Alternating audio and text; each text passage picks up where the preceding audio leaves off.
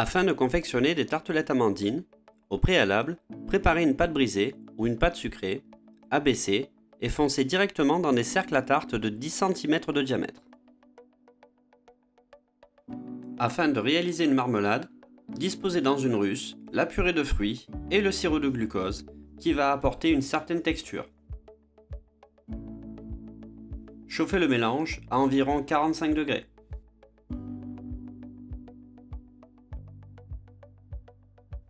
Quand la température est atteinte, versez en puits le sucre semoule mélangé à la pectine NH. Il est toujours important de mélanger le sucre semoule à la pectine et de les verser en puits afin d'assurer une bonne répartition. La pectine NH est considérée comme un épaississant d'origine végétale qui va donner une certaine consistance, un peu plus épaisse, un peu comme un confit. Portez le tout à ébullition et maintenir au moins 30 secondes l'ébullition dans la masse totale.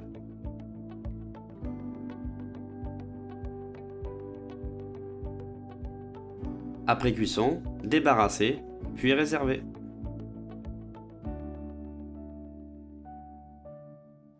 Afin de réaliser une crème frangipane, nous avons besoin de beurre pommade, de sucre glace, de poudre d'amande, d'œufs entiers, éventuellement un peu de poudre à crème et du rhum, et bien entendu, de la crème pâtissière. Cette crème se construit sur une base de crème d'amande classique, dans laquelle sera incorporée de la crème pâtissière. La première étape de la fabrication de la crème réside en un crémage, c'est-à-dire en travaillant uniquement deux produits, le beurre pommade et le sucre glace, jusqu'à obtention d'une couleur crème.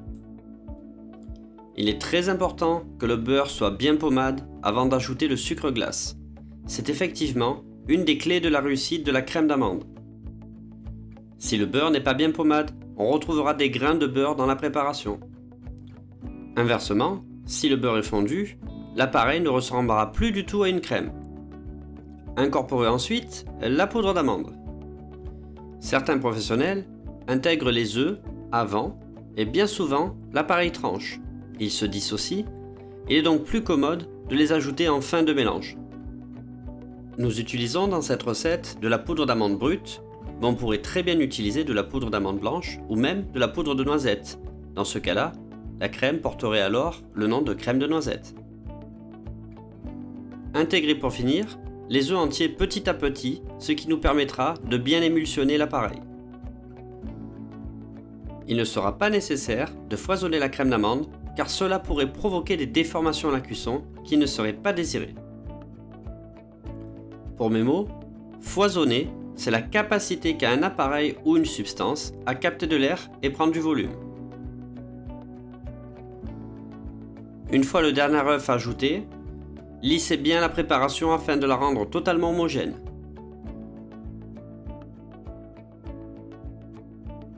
Afin de lui donner un peu plus de tenue, incorporez de la poudre à crème qui peut être remplacée par de la farine.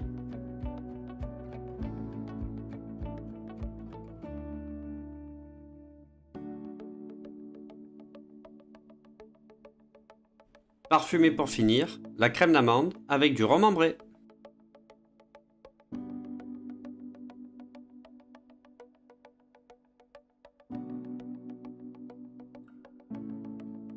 Afin de confectionner la crème frangipane, qui fait partie des crèmes dérivées, lissez la crème pâtissière et incorporez-la directement dans la crème d'amande. Pour réaliser une crème frangipane, il faut globalement un quart de crème pâtissière pour 3 quarts de crème d'amande.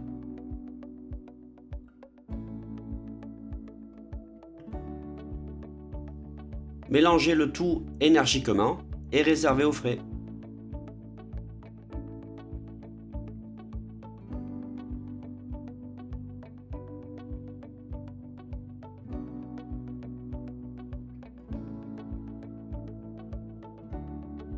Tapissez le fond de chaque tartelette de marmelade framboise.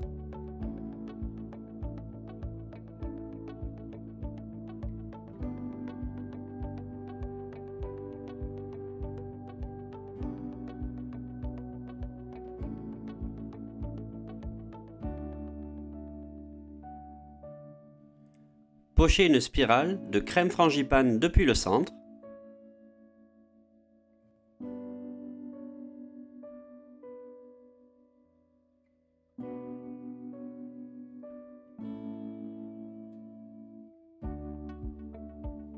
recouvrir la crème frangipane d'amandes effilées.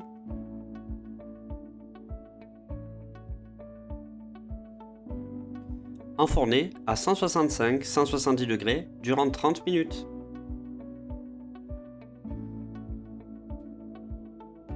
Apporter une petite finition en saupoudrant la bordure de sucre neige. On pourrait également napper les amandes effilées avec du nappage blond, mais ceci reste à l'appréciation de chaque professionnel.